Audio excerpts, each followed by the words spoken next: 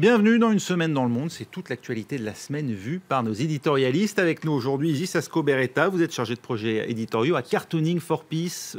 Merci d'être avec nous. Cartooning for Peace, c'est l'association fondée par Kofi Annan et Plantu pour défendre la liberté de la presse et la liberté des dessinateurs de presse dans le monde. Ziad Limam, vous êtes directeur du mensuel Afrique Magazine.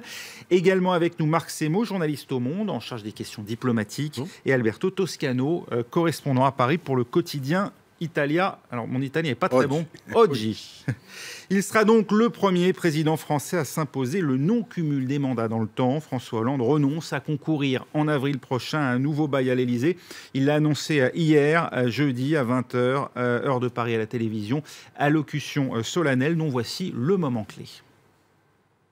Mes chers compatriotes, je m'adresse à vous ce soir. J'ai décidé de ne pas être candidat à l'élection présidentielle, au renouvellement donc de mon mandat. Je tenais ici à vous en faire part directement, comme je m'y étais engagé au début du mois de décembre, tel que je l'avais moi-même annoncé. Je le fais en prenant toute ma responsabilité, mais aussi en appelant à un sursaut collectif et qui engage tous les progressistes, qui doivent s'unir dans ces circonstances. Parce que ce qui est en cause, ce n'est pas une personne, c'est l'avenir du pays. Voilà, on entend toutes sortes de réactions depuis 24 heures. On va entendre justement celle d'un étranger à Paris, Alberto Toscano. Ce renoncement d'Hollande, c'est quoi? C'est la marque d'un homme d'État dénué d'ambition personnelle ou bien au contraire l'échec d'un politique qui ne fait qu'acter la défaite de son quinquennat et l'impossibilité de se représenter? C'est la prise d'acte d'un échec, c'est-à-dire l'attitude de l'opinion publique française vis-à-vis de François Hollande. Ensuite, lui, il a tous les droits de penser avoir fait de bonnes choses pendant son quinquennat. Mais l'opinion publique est déçue par ça et le président de la République ne peut que prendre acte de ça. À plus forte raison parce que lui-même avait accepté les primaires et il y avait de fortes chances qu'il n'arrive pas à gagner, même pas les primaires. Et donc, c'était une situation ingérable pour lui. Il ne pouvait pas dépasser les primaires parce qu'il les avait acceptées. Et les primaires étaient devenues un terrain extrêmement insidieux pour lui.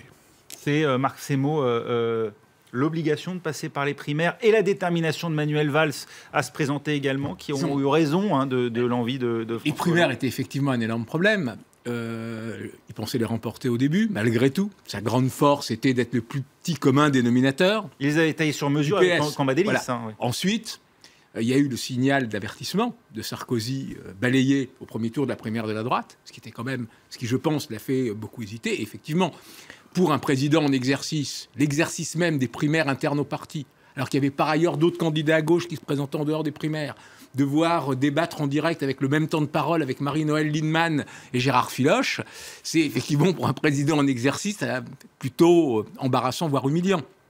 Donc, il aurait pu effectivement décider de passer outre. Il faut lui donner acte de cette dignité, d'avoir compris que c'était une situation plutôt désespérée, d'avoir pris cette décision. Et d'une certaine façon, elle est très de tendance. Parce que Alain Juppé avait annoncé un seul quinquennat. Chez François Fillon, on parle aussi d'un seul quinquennat. Et maintenant, Hollande est un homme libre. Oui. Il lui reste 6 mois pour nous étonner. Oui. C'est un lame duck, comme on dit pour un président américain. Oui. Il est libre, il a beaucoup plus de pouvoir qu'un président américain. Oui. Et de fait, il pourrait faire des choses. Oui, il aura donc inauguré un mandat unique, Ziad. Il s'est mis tout seul dans un corner, Hollande, ou bien c'est vraiment la décision d'un homme qui constate l'échec je pense qu'il y a beaucoup de choses. C'est-à-dire qu'il y a son échec personnel. C'est-à-dire que je ne veux pas faire le bilan négatif, mais... Parce qu'il était très positif sur son bilan hier. Oui, mais ce qu'il a dit d'ailleurs de positif est plutôt positif. C'est-à-dire, on peut contester dans le détail, mais ce qu'il met à son crédit est plutôt là.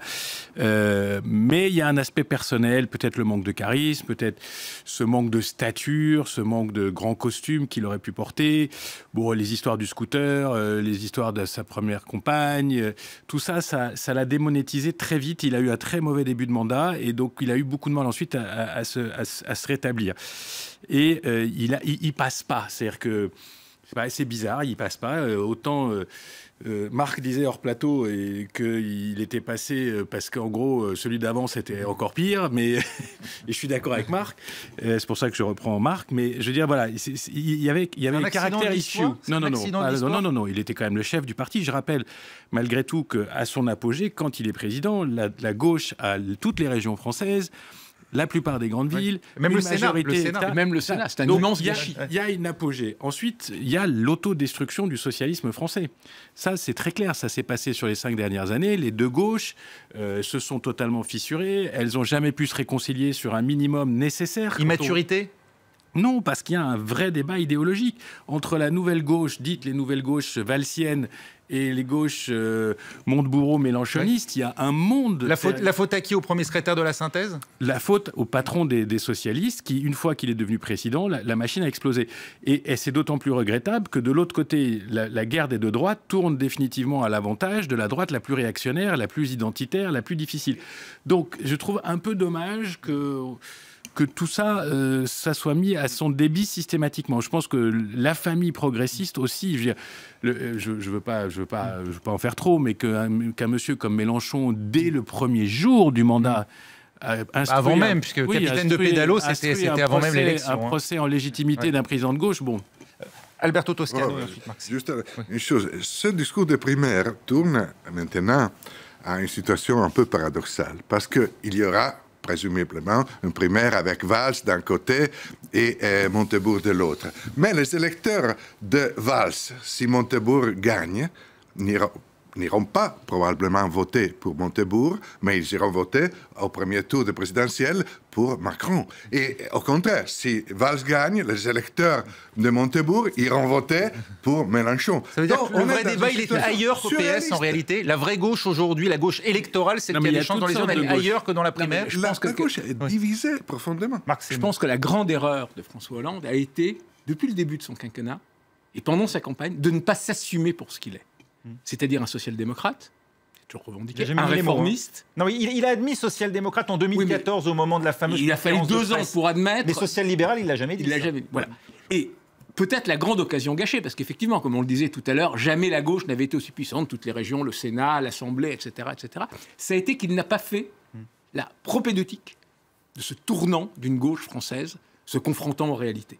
Mais ça, est-ce que c'est pas l'éternel problème de la gauche de ne pas faire son bas de Godesberg, quoi, la gauche c'est française. L'éternel problème de la gauche française. Le Parti socialiste. Hérité de Guy Mollet, on met le cap verbalement à gauche toute, et quand on est au pouvoir, on fait une politique qui n'est pas de gauche. Et donc ce refus d'assumer est peut-être la pire des choses qu'a fait François Hollande, parce que lui aurait pu le faire, et s'il l'avait fait, s'il avait clairement pris ce cap réformiste, il aurait été impopulaire, mais probablement beaucoup moins qu'il ne l'est maintenant, et serait marqué un véritable tournant. Surtout, il aurait été impopulaire pour quelque chose, pour un résultat, pour un tournant, pour des réformes. On a l'air de dire que c'est un problème franco-français, mais la crise de la social-démocratie et de la nouvelle gauche, elle est globale. L'Italie, c'est la même chose. L'Espagne, le PSOE est laminé avec une gauche dure qui lui mord les mollets. Même, je me permettrai l'extension vers les États-Unis, même l'Obama système, c'est-à-dire c'est quand même une vague social-démocratie à l'américaine, recalée aux urnes, alors qu'il y a eu des résultats. J'ai vu aujourd'hui le taux le plus bas du chômage depuis 3,6%. Donc je veux dire, donc c'est un vrai problème de discours de cette gauche qui se veut moderne, qui se veut à la réalité du pouvoir, etc., qui ne passe pas. L'Italie, c'est pas la même chose, Ziad. Matteo, ce n'est pas la même chose. C'est de la Il n'y a pas la cassure nette, verticale. Berlusconi n'est pas encore de gauche. Non, je parle, il y a une fracture. Oui, il n'y a pas de gauchistes en Italie. C'est pas la même chose. Le risque aujourd'hui, et de ce point de vue-là, la Grande-Bretagne est un terrible signal d'avertissement, c'est la corbynisation de la gauche. Jérémy Corbyn, mélenchonisation, qui décide. Oui. Voilà, nous avons perdu parce que nous n'avons pas été assez à gauche, nous devons être essentiellement de gauche, nous devons avoir cette identité de gauche, nous devons marquer extrêmement à gauche, et une gauche qui se conforte dans ses certitudes et qui est totalement incapable d'arriver au pouvoir. Il risque d'être victime de ça, Valls à la primaire, dans cette espèce de chasse aux sortants. Je rappelle, sans vouloir être méchant, que le score de Valls en 2012 à la primaire socialiste n'était pas terrible. Ça s'est pas dû s'arranger avec les militants, avec la loi El Khomri, avec un certain nombre de textes, etc. Sauf que c'est lui aujourd'hui qui on verra. Non, la légitimité. Je pense qu'encore une fois, c'est ce que disait Marc sur la réconciliation du discours avant et après, c'est important. Il faut se faire élire sur des bases réelles. La difficulté aussi de l'ultra-gauche, c'est qu'elle finit par se faire chiffonner par l'ultra-droite. C'est ça qui est intéressant. On s'aperçoit que les types, plus on les pousse vers la gauche, ils font tout le tour et ils finissent par voter pour des candidats Front National. Donc, et puis, on s'est tous plantés, excusez-moi, depuis 1 an. Je veux dire, il n'y a pas un pronostic politique qui tient la route. Toutes les élections se déroulent de manière abracadabrante. Donc, attendons de voir aussi, parce que je ne sais pas comment les Français vont acter le prochain élément du show, là, parce que c'est... attendons de voir cette primaire de gauche. Enfin, je suis très... Dans la voix, c'est une première... Quand même, c'est des primaires intéressantes, avec 2 personnages clairement caractérisés politiquement comme Valls et Montebourg, qui sont des jeunes, intéressants. Et Benoît Hamon, quand même. Mais je vois sur Montebourg et Valls, ça sera un beau débat. Le problème est que le résultat n'ira pas à l'avantage du gagnant, parce que les électeurs du perdant iront chez quelqu'un d'autre. Sauf si une autre candidature émerge. On parlait d'ailleurs, avant même de connaître la décision de François Hollande, d'une possible candidature Taubira, Royal, Aubry. Est-ce que ça peut rebattre potentiellement l'écart? Un des problèmes de Manuel Valls, c'est que je crois que je ne suis pas un grand spécialiste, qu'il est cordialement, sévèrement détesté par Martine Aubry. Oui, bien sûr. Et que Martine Aubry reste quand même une papesse du parti. Donc Marc Semo, est-ce qu'on peut voir émerger une candidature alternative qui finalement serait le plus petit commun dénominateur? C'était le rôle qu'aurait pu jouer François Hollande. Aujourd'hui, la question se repose. Ça ne jouerait pas pour la clarification idéologique. Ça ne jouera pas pour la clarification idéologique, c'est possible, mais malgré tout, il y a cette réalité d'une gauche qui est aujourd'hui terriblement fragmentée, parce qu'au-delà même de la primaire du PS, c'est Mélenchon, c'est Macron, c'est les radicaux de gauche, Sylvie Pinel. Voilà, donc on est dans une situation absolument caricaturale. Situation caricaturale. Quand Manuel Valls doit-il se déclarer d'après vous? Puisque initialement, on s'attendait à une candidature demain pour la convention de la Belle Alliance Populaire, et puis on apprend finalement qu'il n'y va plus. Alors, est-ce qu'il respecte un délai de décence, Manuel Valls? Trop tôt, ça serait indécent. Trop tard, ça serait raté. Est-ce qu'il a des remords? Pourquoi vous voulez qu'il ait des remords? Il fait une interview dans le... Oui, c'est pour ça que je vous réponds ironiquement. Aucun remords. Il fait une interview dans le JD pour dire « je te poignarde en te regardant droit dans les yeux ». Voilà, bon, c'est la politique. Hein. Non, c'est pas question de poignarder, Ziad. C'est une question logique. C'est son Premier ministre. Et alors, il ne s'est pas déclaré tandis que Hollande était à l'Élysée. Il y avait un débat, il a critiqué le livre de Hollande, sur Hollande, le livre écrit... Et c'était parfaitement légitime de critiquer ce livre. Ensuite, il y a un autre problème qui va être celui du bilan d'Hollande dans l'histoire, et qui, je pense, avec le temps, ne va pas être si catastrophique que ça. Et notamment, par exemple, en politique étrangère, on peut dire que François Hollande a été plutôt un bon président, moins interventionniste qu'on l'a dit, parce que de fait, François Mitterrand, même en un seul septennat, a fait beaucoup plus d'interventions. Mais Marc, tu vois les marqueurs, par exemple, la déchéance de nationalité. Toute l'attitude hollandienne pendant les attentats est une attitude remarquable. Il tient la barre. Absolument. Et sur 3 mots, la gauche explose. C'est là que c'est compliqué, et c'est là aussi que le livre que tu n'aimes pas, ou que tu aimes, je ne sais pas, que je cite, apporte des clés. Apporte des clés sur le comportement à ce moment-là. Et l'autre marqueur, c'est la loi El Khomri, qui est pourtant une loi sociale. Réforme du travail. Et ben, elle a achevé, si je peux le dire, En tout cas. Il a peut-être hier, par cette sortie, ménagé sa sortie dans l'histoire. C'était son plus beau discours. Oui, mais tel que certains. Il suffit de le voir, il suffit de le voir et l'entendre pour comprendre à quel point c'est une violence qu'il se fait à lui-même. C'est quand même un homme qui a gagné pratiquement tous les scrutins où il s'est présenté. Il en a peut-être perdu un petit peu. Donc c'est une machine politique, c'est un homme de parti, c'est un homme politique de dire mettez-vous à sa place, je ne me battrai pas sur mon bilan. C'est horrible. On sentait la douleur. Isis, un mot justement des réactions en images à l'annonce de cette non-candidature finalement de François Hollande. Alors voilà, si vous voulez suivre la campagne présidentielle, il y a un site internet qui s'appelle battrelacampagne.fr où les dessinateurs des presses et des BD partagent tous les jours les dessins. Et donc c'est avec la revue Dessinée, Mediapart et Arte. Donc il y a ces premiers dessins des gros, justement, publiés dans Battre la campagne, où on voit déjà ces 2 personnages, des hommes politiques déjà à la retraite. Donc on voit un François Hollande qui dit à un Sarkozy Jospin fait une fête sur l'île des Rés samedi. Tu veux venir avec Alain? Et cet autre dessin de Aurel, aussi publié dans battrelacampagne.fr. Alors, le moins pire d'entre nous, alors on peut se demander voilà, qui est ce nous. Et voilà, un petit conseil pour Valls. Tout le monde semble d'accord pour dire que tu es le plus légitime pour aller prendre la dérouillée à la place de François. Et cet autre dessin des Badauds, dessinateur belge, un dessin plus vieil dans l'Écho. Donc là, on voit un Hollande déjà un peu noyé et un Valls qui est déjà prêt pour faire les plongeons, qui n'attendait que ça. Mais avant, un petit conseil de Hollande. Je te préviens, Manu, elle est froide. Et cet autre dessin des Goutal, voilà, Hollande ne sera donc pas candidat. On voit un Valls un peu menaçant, un peu qui prend la pose des agents James Bond, qui dit « Je fais une proposition au président qu'il n'a pas pu refuser ». Et un dessin de Hermann, dessinateur suisse, un dessin publié dans La Tribune de Genève. Et voilà les bonnes nouvelles qu'a reçues Hollande après son intervention. Valls qui lui dit « Votre popularité remonte ».